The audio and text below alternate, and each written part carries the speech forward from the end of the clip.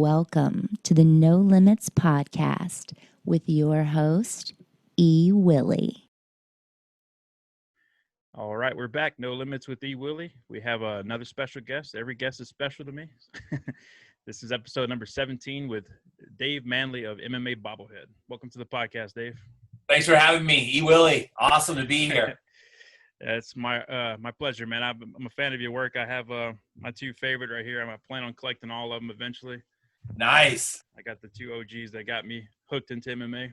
Look at those two. Those two fought a couple times. That's Randy Couture and the Iceman Chuck Liddell. I have fond memories of making both those guys, man.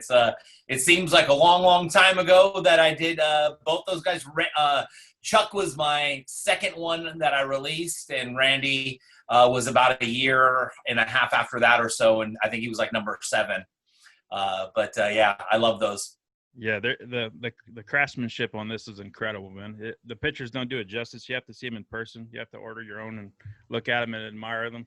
They stay in our studio. I do 2 different podcasts out of this studio room, and they're up on display. And Thank you, man. I love them. I'm gonna get all of them eventually. I appreciate that, man. I love them too. It's funny, man, because what you have in your little studio there is what I originally wanted for my office. So one day I just cleared off a shelf in my office and with the intention of putting up MMA memorabilia. And I didn't want to go overboard with all kinds. I didn't want it to look like someone vomited UFC memorabilia all over my office. I just wanted a few nice little things on the shelf. So I thought, you know what? I'm going to start with a Dan Henderson bobblehead. That's all I thought. I was just sitting in this chair right here that I'm sitting in now. And I typed in Dan Henderson bobblehead. Nothing came up. And, I was like, this is bullshit, man. I mean, Dan Henderson's my favorite fighter, and he's been like my sports hero for a long time. So I was like, man, that's lame. That there's a bobblehead for everyone out there in every sport out there, but not for freaking 2-time Olympian Dan Henderson. H-bomb. And then so I went on and moved on to Robbie Lawler. I typed in Robbie Lawler bobblehead. Nothing came up. Zip. And he was the champion at the time. So this is many years ago. And I even got my blood started to boil. Love Robbie Lawler. So I'm like, all right, well, I want to get a bobblehead. So if they make one bobblehead of anybody, you know who it's going to be of. So I typed in the words Conor McGregor bobblehead. Nothing came up. Zero. Wow. Nothing. Not one bobblehead came up.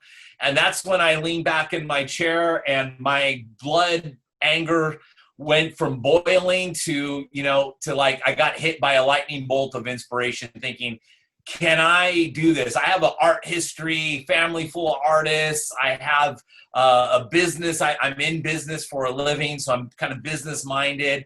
And I have a massive passion for MMA, and I have I'm an old guy, so I've been a UFC MMA fan since before the Fertitas and Zuffa bought the UFC a long time ago. I used to have friends that were fighters in the mid to late 90s. So I thought, a mixture of all that art, business, and a passion for this sport. Let me just see what I can do, and that's how this whole thing started. And now here I am, many years later, releasing my 11th bobblehead this past week, which was Derek. In fact, I have the box right here, which was of Derek Lewis. Yeah, that's awesome. It came out so good too, man. I don't have a picture on hand, but I'm sure you guys already seen it. Right here, oh, buddy. Wow, there you go. Look at that ripple in the chest. I absolutely love that, man. It's so awesome. Turn the light a little bit on this. I'm a huge fan of artwork as it is, just any kind of it. And sculpting is one of the coolest things in the world to me, and you do such a great job at it. So it's in 2 pieces there. Yeah. And when you get it, you pop it in. I put them in 2 pieces now. I didn't make them in 2 pieces before. I started with Jorge Masvidal because when I met Jorge and he said yes to doing the bobblehead, the obvious thing to make was the flying knee. It had just happened. The flying knee bobblehead had just happened. A couple weeks before, if not like a week before. And so what was on my mind the whole time was, how in the world can I make a fly knee bobblehead and make it look decent? And it just hit me one day as I was thinking about it. I mean, when I was thinking about it, that's all I thought about. It's like, when you first start dating a gal, or you're first like really into something, that's all you think about, when you're driving at the red light in bed. So all I thought about was the Jorge Masvidal flying knee bobblehead, and then it just hit me like a ton of bricks. Make it in 2 pieces. And let's see, I have one right here. I can show it to you. Yeah, please do. That one's so awesome. So one of the things that people don't think about with bobbleheads, and I certainly never thought about it, was the shipping, right? And so when you have a bobblehead that, this is the Jorge Masvidal flying knee bobblehead. This is how it came out. And if I were to make it all one piece, that only thing that would be touching the base there would be his little foot and the ankle. And that spells disaster for shipping. I mean, right. I ship to about 20 different countries, and one drop of the package will break this guy, in 2 if I were to do it that way. So I just came up with the idea to make it into 2 pieces and send it separately, and then just tell the customer, if you want, you just glue it right in there, and with hot glue, and it'll be all solid one piece. But so anyway, I started making. So I thought, since that went pretty well, I'm going to make them all in 2 pieces to cut down on any breakage that may happen. Yeah. I worked for FedEx for 7 years, and I can tell you, those packages get handled rough. Yeah. As you know, I'm sure by now. Yeah. There's nothing like a package that goes all the way to Sweden and it's broken, and I take responsibility for that. So I got to pay for the package to come back, and then pay to ship it out again. Right. And when you're a one-man show, when you're a small business, if any small business owners are out there, you know what I'm talking about. You're holding everything by Scotch tape, man. You're watching where every single nickel goes. You're trying desperately to make enough money to keep the lights on, food on the table, and continue the business. And I'm, like everybody, all the other small business owners out there, I'm in the same boat. So when you get a broken one from Stockholm, you got to pay $30 for it to come back, $30 for it to go back again, and give them another piece. You're not going to be in business too long if they break. Yeah, that's a very valid point. So you're on, you said 11 bobbleheads now? Yeah, so I released number 11. I have number 12 coming out in around September, October. And then I have number 13 coming out at the very beginning of December, if not late November. It's going to be my Christmas release. In fact, we're just about wrapping up the majority of the artwork as of yesterday. So it's really exciting right now. Yeah. So you still have 2 more coming out this year. Yeah, we have 2 more coming out this year, and both of them are, household names. I bet. I've been real blessed, bro. I mean, when I first had this idea of doing the bobblehead business, I'm going to tell you the God's honest truth. My expectations were so low, man. I thought that I would try to make bobbleheads of not even UFC fighters, of other, fight promotions out there, of guys that were up and coming and say, LFA or ONE or whatever. And, maybe one day I can make like a prelim guy for the UFC one day, and, for me now to release, the Chuck Liddells and the Randy Couture's and the Derek Lewis and Jorge Masvidal's, it's a dream come true for a hardcore MMA fan. That's for sure. Yeah, absolutely. It's got to make it easier now that you've made such high-level guys and you've done such a great job with it to get more fighters on board for it as well, correct? Yeah, man. In the beginning, I used to ask a lot of fighters to give me a shot, hand me the ball, let me just see what I can do with the artwork and the design. And if you like it, you like it. If you don't, we can forget that it ever happened. No, cost to you or whatever. I just wanted a shot. And so many fighters never gave me a shot. And so many fighters that, you've probably, newer fans have probably never even heard of. Fighters that never even made the main card. Fighters would look at me like I, was pissing on their foot, when I would ask them. It's like I was telling them something insulting.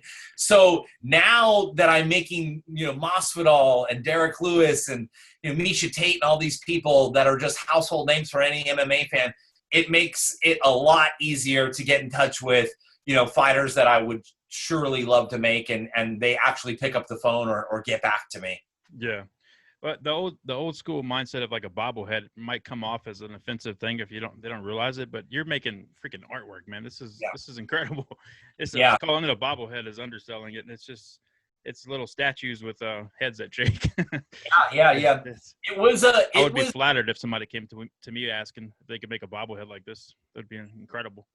Thank you, man. And you know what? It was a conscious decision to call it a bobblehead because in the beginning, I was more going down the path of making a figurine. Yeah. I thought I would make a high-end artisan, handmade, hand-painted figurine. And I thought to myself, you know what? Why swim upstream and fight a harder fight than I have to and ask these guys if I can make a figurine out of them? It just doesn't roll off the tongue that well. What does roll off the tongue and what's embedded in the fiber of all of us sports fans since we were little tiny kids is bobbleheads. So why not just make the head bobble, put a spring in it, make it a tight bobble, maybe make the head not really super large like a normal bobblehead, make it a little bit more proportionate, and then just call it a bobblehead. And it's much more easier to understand for people and easier to imagine. And I think I wouldn't be fighting such a hard battle if I could say I make high-end bobbleheads. I say that, you automatically can think or imagine what they would look like versus I want to say, hey, I want to make a figurine out of you. It doesn't roll as nice. Right. Yeah, you've definitely raised the game when it comes to bobblehead memorabilia. Thank man. you. Everybody else has to step up to catch up to you. Thank you, man. That's why when UFC, the UFC, excuse me, man, the UFC released some bobbleheads in the middle of me making bobbleheads, and this is kind of a funny story. I got the first person who told me that the UFC was releasing bobbleheads was Dan Henderson. He texted me and he's like, have you seen the UFC bobbleheads? And I was like, oh my God, what the hell? So I ran the computer or wherever to my phone and I typed in UFC bobbleheads and I saw what the UFC was producing. And, immediately my blood pressure went back down. My heart rate went back down because all they're doing is releasing the same type of bobbleheads that fans have been getting for the last 50 years. Just garbage. No offense to the UFC. But, really what it is, it's not a proper homage to the fighter. It's not a proper way to memorialize a moment for these fighters. And that's what one of the goals was for me. I didn't want to make just a normal bobblehead of a fighter where, every guy's just standing with his fists up or, make flexing or whatever. I wanted to take moments from these fighters' careers that were glorious, maybe the highlight of their career, and memorialize that into a piece of art, which I never understood why it was never done before with other sports. I mean, you talk about moments of glory of sports, and I mean, for a normal sports fan, you can rattle off, 5-10 moments in basketball, baseball, football, whatever, hockey, but always the bobbleheads look exactly the same. If it's not a football, it's a basketball they're holding. If it's not a hockey stick, it's a baseball bat. So generic, but I don't understand why it had to be like that. So I wanted to, take the wheel on that, try something completely different, and make actual bobbleheads in the poses that this particular person was remembered for. Right. The iconic moment thing is one of your biggest selling points, in my opinion, why it stands out from everything else, and why it looks like a statue, and it's just incredible artwork. With the other bobbleheads, like you said too, that they're super mediocre looking and cheap looking. That's my take on the whole Reebok deal. Is it takes away from the individuality of the guys that they look, because you got Randy with his red trunks, Chuck with his Iceman trunks, Tito and all these guys, and now when they have all these simple colors, that kind of takes away from that stuff too, which is part of their iconic look. That's why I really hope they go back to something with where they can be a little bit more individual with their look. Yeah, well, now they have this new Venom deal. You know what really upset me about that whole deal? Two things that upset me. I've always been an advocate for fighter pay. I mean, these guys really put it all out there and they have the potential to do significant damage to their bodies and brains for the rest of their lives for 10 and 10 or 30 and 30, which after taxes, training fees, and not working, that's really not that much money. So, taking the sponsorships away, really rubbed me the wrong way. But the way they did it too, the all or nothing approach was, disheartening.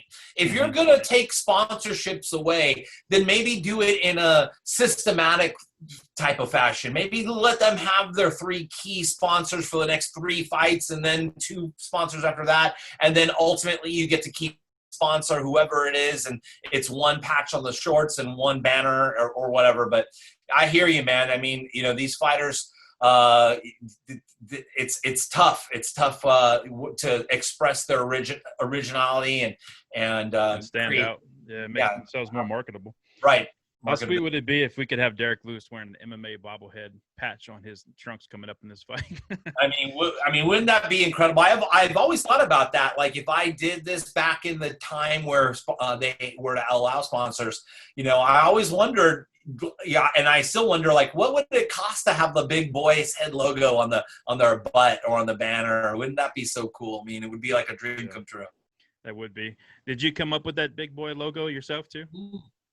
So you're doing all your artwork and then sculpting all these and doing it all by hand, and you're painting all this stuff too for every So the logo, real quick, the logo was the logo was everything's my idea, but the logo was really hard to come up with because you think about MMA and bobblehead, what's a proper logo, right? And it's like, okay, what would, I don't want to be over the top. I don't want it to be like seasonal where maybe next year this type of font or whatever is out of style. So it was really difficult coming up with a logo. So I came up with the idea of old school bobbleheads, but with a new school twist on the logo. So that's why the guy has no teeth or missing tooth and blood and a black eye. And once we started sketching this guy out and kind of formatting what it was going to look like, I knew for sure that this was it. His hair was taken from Alan Joban. That's Alan Joban. We sketched it after Alan Joban's hair because he rocked that hairstyle for a long time. So, and then the rest of the face is just an homage to old bobbleheads. But I like the logo. He's got a tattoo. Yeah, it's perfect because you guys nailed the you nailed the tattoos as well. People have to see that in person. Chuck's got his my God karate and then Derek Lewis. It's a whole new level of the tattoos that you did on that one. Dude, tattoos are so hard, man. They're very, very difficult to do. There's other figurines out there, and there's other bobbleheads out there that have attempted to put tattoos on their body, like the Conor McGregor one that the UFC put out. They're just like little tiny stickers that they just stick on the body, and you can just peel them off, and after a time they fray, and it's just no good. But I understand why they do that. It's very, very hard to do. But how could you make Derek Lewis without his tattoos? He just doesn't. It didn't look right. He looks naked. Or say I were to make someone like say Dustin Poirier or Max Holloway. The tattoos are almost a part of their personality, just like their fighting style is, or their actual physical features of their face. Yeah, definitely. Dustin Poirier and Daniel Cormier are from my same hometown of Lafayette, Louisiana. Oh, so no way. When those come out, I'm going to be instantly buying them. I'm sure they're on the list. Yeah, I love those guys. Yeah, man. All these guys are on the list, dude. I mean, I have a wish list, and I try, and I get a lot of messages from people saying, "Why don't you make a Conor or Dustin Poirier or Daniel Cormier?" How come? Yeah, it's never ending. I'm sure. Yeah, but they'll say like, "Why do you make a Brian Ortega first before these guys?" But people don't understand that this is at the end of the day, it's a business, and at the end of the day, you have to get permission from these people in order to make something and sell it, because no matter how much I love art or MMA or bobbleheads, if I make something and I turn around and I ask you for dollar bills for it, it's someone's got to get paid for their likeness, and I don't do anything that is not on the up and up. Everything I do is on the up and up. I don't play hide the ball, smoke and mirror. So before I even attempt to create a new bobblehead, I got to get the license from the fighter. So, you can't just ring up Conor McGregor and say, "Hey, Conor, can can you give me permission to make the bobblehead? You know, it's business, man. He's got a manager, an agent, a team of lawyers. Yeah. You know, he's surrounded by, you know, cocooned with all these professional people, and obviously they want the most money that they possibly can get for him. And, you know, they don't care that it's old Dave Manley one-man show. You know, so I'd love to make a Conor, and I'd love to make a GSP, a Ronda Rousey, Daniel Cormier, but, you know, at the end of the day, I got to get permission first. Right. So with the process of them, the painting and everything, that's all done by hand? Like you're doing all this by hand? Done by hand. Yeah. Jesus. Everything. So, you know, the things that are done by machine are the polishing and the sanding. Although some of the parts you have to sand underneath the arms and stuff like that, you can't get on a machine. So like you'll see like Iceman or chuckliddell.com on the shorts or whatever.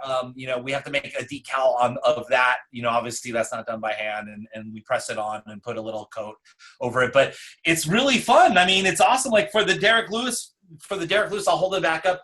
Like his tongue, I don't know if you can really see his tongue there, but we put 4 coats of lacquer on it to make it look wet. It's hard to tell in this little camera here, but when you get it in person and you hold it up, you can really see that his tongue looks wet. It looks like it's about to drip like saliva on you.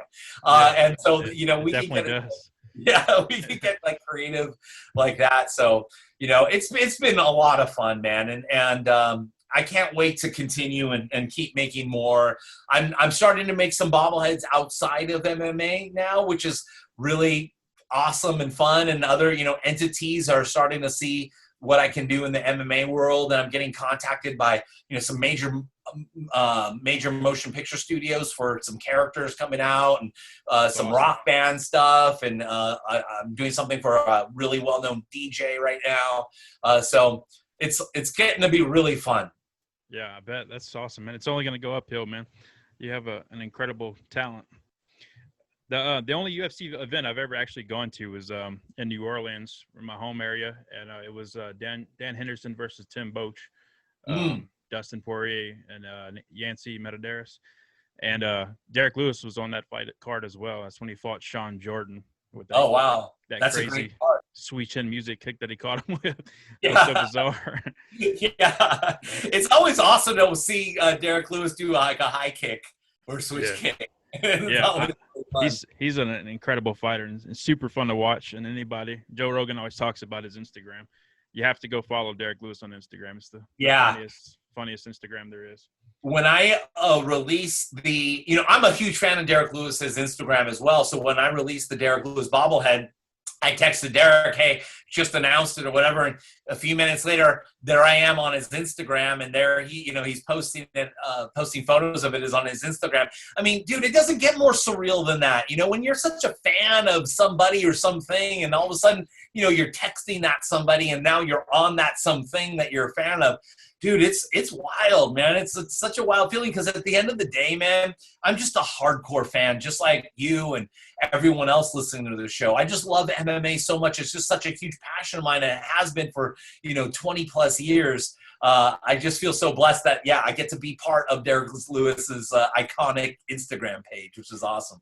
I know exactly how you feel, man. I've been fortunate to have a lot of cool MMA related guests on this podcast and the other one I do. I had John Hackelman, the Pit Master, on. I had John Fitch, Dan Caldwell, punk ass from Tap Out, and that was surreal talking to those guys, and then seeing them tag my stuff on their social media, like, go check this out. It's such an awesome feeling. Yeah, it is awesome. Your fandom really shows in your artwork and the business too. It's awesome. That's what I think. Just everything combined, you're like the total the whole package for why you make a good business for MMA Bobblehead. Thank you. I appreciate it. And, you know, it's one thing to make a bobblehead for, you know, the figurine for the next movie character that's coming out for Warner Brothers in summer of 2022. It's another thing to make a bobblehead for someone that you've admired for, you know, 10, 15 years. So I don't watch football, baseball, basketball, or hockey. I couldn't name 5 professional basketball players beyond like LeBron James and Steph Curry. I'm the same way. But, you know, MMA, dude, you know, I hope you got some time, because I can talk MMA all day long. So, you know, I love doing it for the MMA community. And I really love the fact that people appreciate this. I get photos sent to me sometimes, man. And, you know, people put them up on their desk or they show me where they're at on their mantle or wherever. And man, it's always heartwarming to see that people do appreciate it. Yeah, definitely. Yeah, I'll send you a photo when I have the whole collection. I'm working on it. Yeah, awesome, man. We'll jump into the 6 questions, and then I'll cut you loose, man. I don't want to hold you up too much. And then I'd like to get you back on sometime. We can talk in more depth about MMA and everything else from your earlier days. Yeah, I can talk about, you know, Saturday's card, next Saturday's card, what happened last week. I could talk about, you know, Herb Dean versus Dan Hardy. Yeah, I love all that stuff, man. Well, anytime you want to come back on. Yeah, I can't wait to come back on. We'll talk about it, man. It's 24/7 in the background of my life. That's for sure. Same here.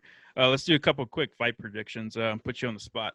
I believe this Saturday or coming up in a couple of days, Derek Brunson and Edmund Shabazian, the middleweight fight. Who do you have in that one? Quick story on Edmund Shabazian. I used to work in Glendale for many, many years. I worked on Brand Boulevard, about 4 blocks away from the Glendale Fight Club. A couple of my coworkers were into fighting, not amateur or professional, just to get in shape so they go in their box, whatever. A good friend of mine comes into work and he says, man, I got to tell you, man, there's this kid. He's about 16 years old. I swear to God, I don't want to blow smoke up your ass, but this guy is going to be something else, man. He's huge. He's fast. He's strong as shit. You got to be on the lookout for this kid. This was 6-7 years ago, man. And it was Edmund, obviously. And so that's when he first got on my radar many, many years ago, but, you know, way before he was in the UFC. So now that he's in the UFC and he's just completely destroying people, man, I am so excited. There's not a lot of times where you spot a fighter deep in his amateur career or the beginnings of his amateur career. Now they're headlining a UFC card. The only other time I have like that in my life, and I had no connection to this person, was Israel Adesanya. I've been a fan of his for many, many years because I love kickboxing too. Mm-hmm. So, but anyway, to answer your question, I got Edmund all day, round one, and I'm going to say that it's going to be a finish. I think Derek Brunson's got too much to handle. Edmund's too good in too many different places, and if Derek can't get him on the ground, and even if he can, he's going to have a lot of trouble. But if he can't, it might be lights out within 3 minutes of the fight. Yeah, that sounds pretty accurate, man. That's really cool that you had that heads up on Edmund. I have that same vibe with Dustin Poirier because we're from the same area, and he was a local fighter coming up, and watching him, and they did that documentary about him as well. I can't think of the name of it right now. Fightville, I think. What was that documentary called? Is it Fightville? I forgot. It's going to come to me. Yeah. So seeing him get to the level that he's at now is so intense, man. It's like for us when the Saints won the Super Bowl in 2009. Anytime he fights, everybody in Louisiana goes nuts. Yeah. You're always rooting for the hometown guy, you know, and I'm from San Diego, so there's a lot of good, you know, hometown dudes from around here. But Edmund's something special because, you know, he is so young and he is such a nice guy. And, you know, obviously he's got a good team around him from Glendale. Yeah, isn't Ronda Rousey a part of his management or something with that too? She's his manager. Yeah. Mm-hmm. Okay, that's awesome. And she's out there promoting him. She was on Dana White's Instagram this week. You know, so between Dana's 2 million followers and Ronda's 10 million, he's going to get really good exposure. So now really. All he has to do is just get the ball over the goal line. I mean, for me, I feel like the Shabazian team, they're at the 1 yard line, and Edmund just has to just get the ball over. If he has a strong finish against Brunson in a spectacular fashion, I think he's going to leapfrog a lot of people for that strap coming up really soon. Yeah, definitely. The middleweight division needs a lot of stars right now too. It used to be a really dominant, heavy division, but it's been a little thin as the last couple of years. Yeah. But when you're right there at the top, I mean, there's a lot of great talent that I would love to see Edmund go to. I mean, when he fought Brad Tavares, I thought, oh shit, you know, here we go. Edmund's good. This is a real dude, this Brad Tavares, man. I mean, he went the distance with Izzy just a couple of years ago, and I thought, oh man, this could be a real test for what was that, maybe 20-year-old Edmund, 21-year-old Edmund. And you saw what happened there, hot knife through butter. So if he does the same thing, and I think Tavares beats Brunson. So, you know, I don't want to do MMA math, but if he beats Brunson in a spectacular fashion, you know, he better stay ready for a last second title shot, or maybe just win one more to fight for the strap. Yeah, that's awesome. You got me even more excited for that fight now. All right, so I know this one's going to be kind of biased. Derek Lewis versus I forget how to say this Russian's name. Alexei Olenek. Yeah, Vegas has this fight at Derek Lewis minus 230, 240. Obviously, I think Derek's going to win, but Alexei, if you've watched his last few fights, he is tough as nails. Yeah. This guy is vicious, tough. Yeah. Yeah, and I mean, he's got that Eastern European, Russian, old man strength, and he just looks the part and acts the part of just an old school fighter. So I think that this is going to be a dog fight. I think Derek's going to come out victorious. I think Alexei's going to have to get Derek in the clinch, and one shot with Derek Lewis, attempting to get into that zone to clinch him up. It could be lights out, and I think that is what's going to happen with this fight. I see this fight as a Derek Lewis knockout, maybe in the middle to later rounds, like middle round 2. But I think that this is going to be a lot closer than what Vegas has it at.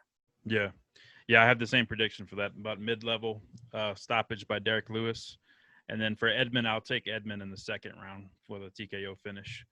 All right, right now Vegas has Edmund finishing Derek in the first round at even money. So for those of you gamblers out there, because I like to bet on the fights too. For those of you gamblers out there, if you like Derek Edmund to win in the first round like I do, that's even money. To win the fight, he's minus 330, which is outrageous. But if you want to play it like safe right in the middle, for Edmund Shabazian to win the fight within the distance, all he's got to do is finish him in any way before the final bell. It's minus 175. So I'm going to lay some money on that one as well. Nice. I like it. We should do a little segment every time there's a fight card coming out. We do quick picks with Dave Manley.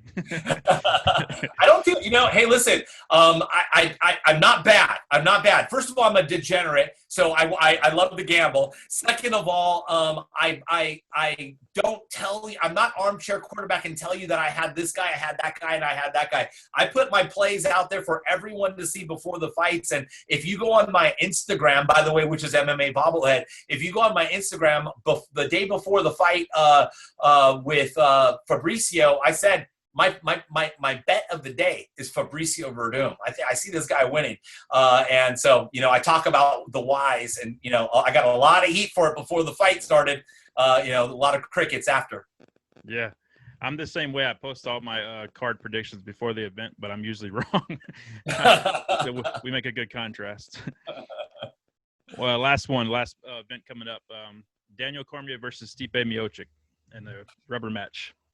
Yeah, I thought Daniel, if he didn't change his game plan up in the third, I don't know if it was fatigue in the second fight in the third round. I don't know if it was fatigue. I don't know what happened to him and why he was. I think it was stubbornness. I think he got caught.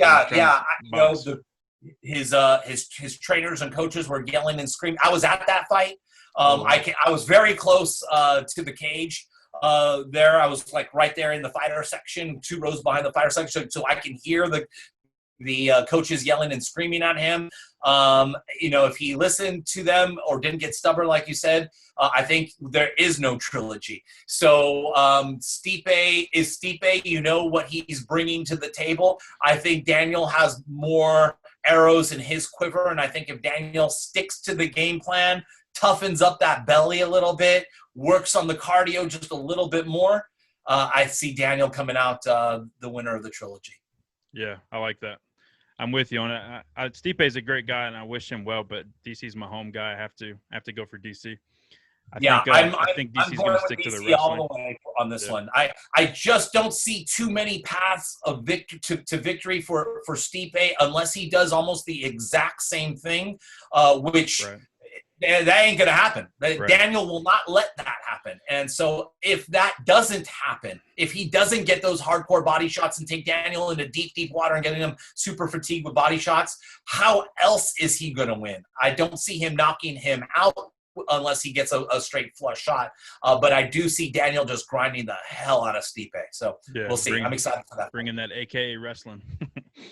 Yeah. He's saying this is his last fight, too, so I don't foresee him going out there fighting toe-to-toe, going crazy. I think he's going to fight smart and do what he's best at. This fight's too big, man. It's too big for his legacy, and I believe Daniel when he says this is his last fight. I really, truly do. 41 years old, and he's got a great career in commentating, and he's going to be just fine after fighting. But when you retire a champion, that's a big, big difference than retiring not a champion. So heavyweight too, which is heavyweight. He's not going to take any chances. He's going to play this straight. Yeah. I'm excited, man. There's so many good events coming up. What's your quick take on Fight Island? Are you enjoying the no crowds and the events as well? Yeah, I actually enjoy it a lot more than having the crowds, and I'll just give you a quick reason on why.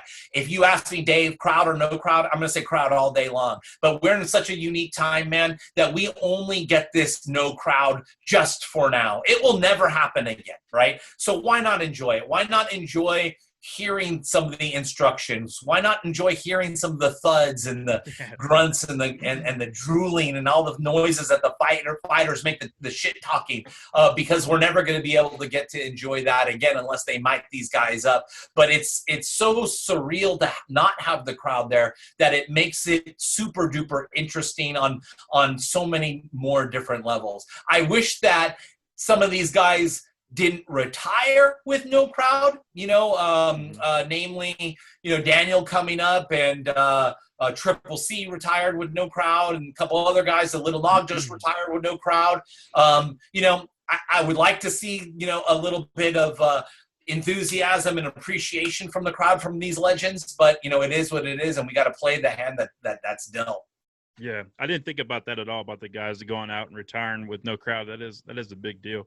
But besides that, I absolutely love the no crowd. I love not hearing people boo when there's ground game going on, and I just love hearing like everything you said, the thuds, the cornermen. It's awesome. It changes the game completely. So I'm going to be kind of sad when the crowd comes back. Yeah.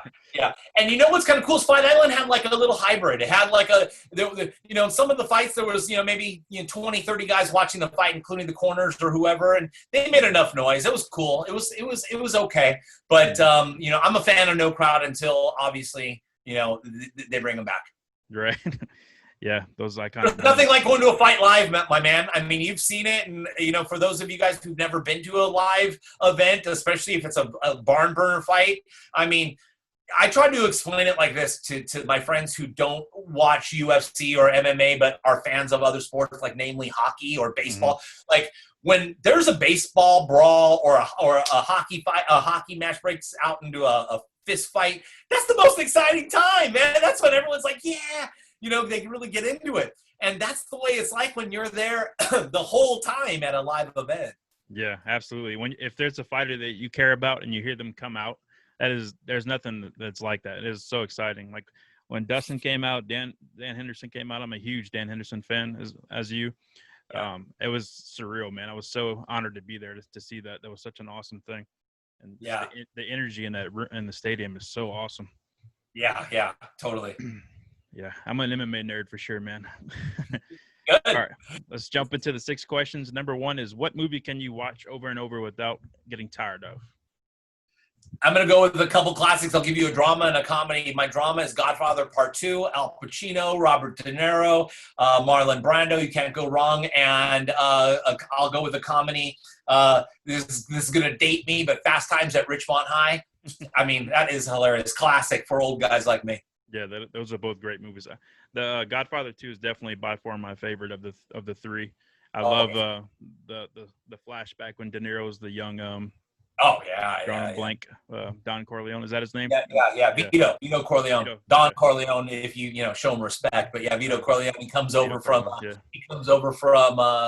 Italy. During the immigration time in the 1920s. Phenomenal movie if you've never seen it before. Those flashback scenes are so awesome. It's one of my favorite parts of any movie. Number 2, what's the best practical joke that you've played on someone or that has been played on you? Man, I am not a practical joke player. I am not. My whole life, I just get really uncomfortable with practical jokes. That's because you're grinding constantly. You're working. Yeah, you know what, man? I don't really watch TV. I don't really joke around that much. I'm a fun guy, but I just don't play practical jokes. One time, my friend went hunting, and he he cut off the legs of the venison that he got, and he got it for some reason, some way. I was over at his house with a group of friends and watching the game or whatever, and he got a hold of my keys and he put the 4 legs in the trunk of my car and left the trunk like slightly open, so the deer's legs, it looked like there was a whole deer in my trunk. And I walked out and I was like, what the fuck is this? I mean, there was still 4 real deer legs coming out, but walking to my car, I'm like, what the hell? Even the legs being attached is pretty crazy. A whole deer or just the legs is still crazy. Yeah. A good one. Number 3, if you could time travel one time there and back, which time period would you choose? There and back. How's my safety? Am I going to be safe? Yeah. Well, for the most part, you'll be safe. Then if you go play with dinosaurs, I would love to go. I'd love to go back and I would love to see what it was like in ancient times, fighting times, Roman times, gladiator times, things like that.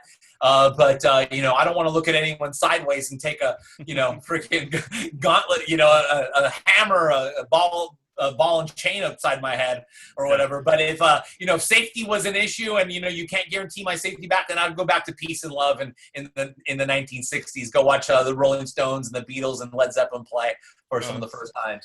Yeah, that's a first. That's a good one. I like that. Yeah, I never thought about the safety part of it. I guess you could either take it as you're invisible or you get a really good cosplay outfit so you can blend in. Yeah. The Wild West would be cool too. I'd love to go play some poker hands and in one of these awesome towns. That'd be really cool. But again, I'm a big pussy, man. I don't need a pistol under the table thinking that I have an ace up my sleeve. That's funny. Number 4, what is something that really irritates you? Something that really irritates me is when people don't keep their word, man. When people don't do what they say that they're going to do, that really, really bothers me, man. And another thing that really irritates me is people who don't try, people who are lazy.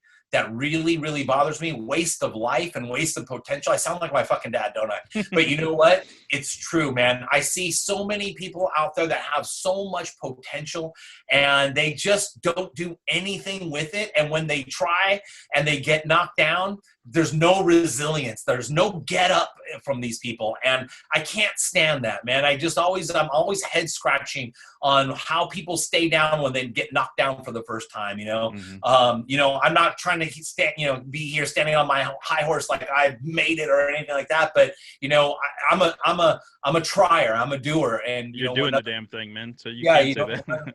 Thanks, man. When other people don't try and they talk how they want this, they want that, they wish this, they wish that, but they're sitting on their couch as they're telling you.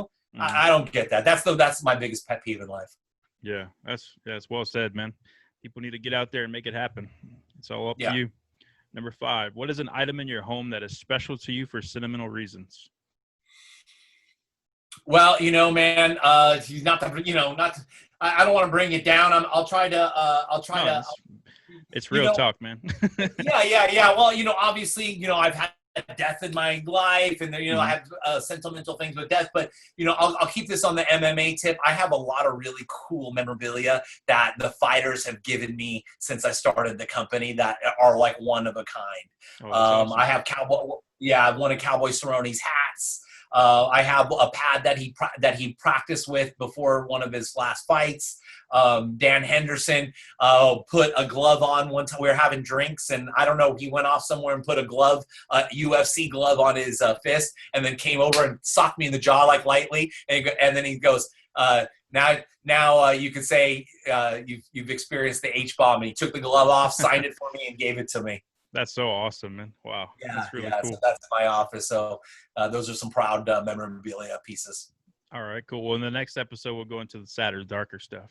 Don't make me cry. I'm Barbara Walters. Don't make me cry. I'll bawl right here on your show. I really will. I haven't had anybody cry yet. I've had a couple close ones, but we'll get there, man. We'll get there. # goals. Yeah. All right, last question, number 6. What accomplishment are you most proud of? Yeah, I mean, it's pretty, obvious for me. I've failed a lot in life with a lot of different ideas that I've had. A lot of, I've had the entrepreneurial spirit since I was a little kid, starting with my my newspaper route on my bicycles. And when I have an idea at age 40 and it's going to take everything that I have monetarily and dipping into my savings, and I believe in this idea, when a lot of people laughed at me like, bobblehead Dave, you're not, what the hell are you talking about, bobbleheads? And I kept having to dip into my pocket, 5,000 here, 12,000 there, 7,000 here. And my savings is, going down, down, down, down, down. And I finally turned the corner into, not starving. I'm not eating ketchup packets and ramen anymore. And I feel like I'm, getting a little bit of stabilization and landing on my feet with this business. I'm most proud of having an idea and making it real with the MMA Bobblehead business. Absolutely. Yeah.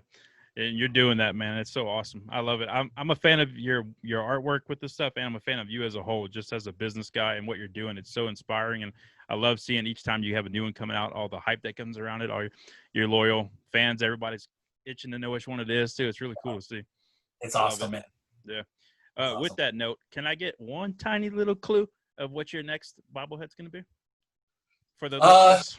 Yeah, sure. I'll give you a clue on the next on the bobblehead. Then the next two bobbleheads are either current or former UFC champions. Okay, cool. We'll take it. The next two. Your listeners and all your fans are going to go crazy over that too, because I love watching the comments and all your stuff when you go live. It's really entertaining. I love the loyalty that you guys have. Tribe, man. It's building a tribe strong with people who are passionate as much as you and I are about a sport that we love. And for so many years, Willie, and I think you probably could remember this, we were the stepchild that no one wanted to talk to. We were that friend that was always like invited last, or the kid picked last. We weren't even considered a sport. We were considered human cockfighting and looked down upon, by the people who love the traditional sports. And that time is over now. And for people who've endured that, like I have, it's a time to celebrate. And we celebrate by being with each other, by talking about the fights, and most importantly, being an unashamed fan of mixed martial arts. Yep. Amen, brother. Any chance of a Charles Mask Lewis bobblehead down the line? Maybe. You never know. It's always about getting the license first and getting the okay from, in this case, the state. Yeah. So you never know. All right, cool. All right, so we'll wrap it up. Where can our listeners find you? Well, actually, my mom, she's the only one that watches this podcast, but where can my mom find you? Mom. Support you. Yeah, Mom, listen, first of all, thank you for watching the podcast. I really appreciate it. Text me, let me know how I did. And you know what? Your son's great. He's doing great things. You can find me at MMA Bobblehead on all social media platforms, Twitter, Facebook. I do most of my stuff on Instagram, MMA Bobblehead. Awesome.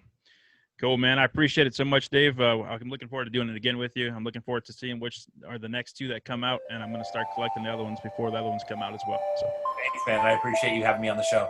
Anytime. You're the man. Keep it up. All right. Have a good one. Bye.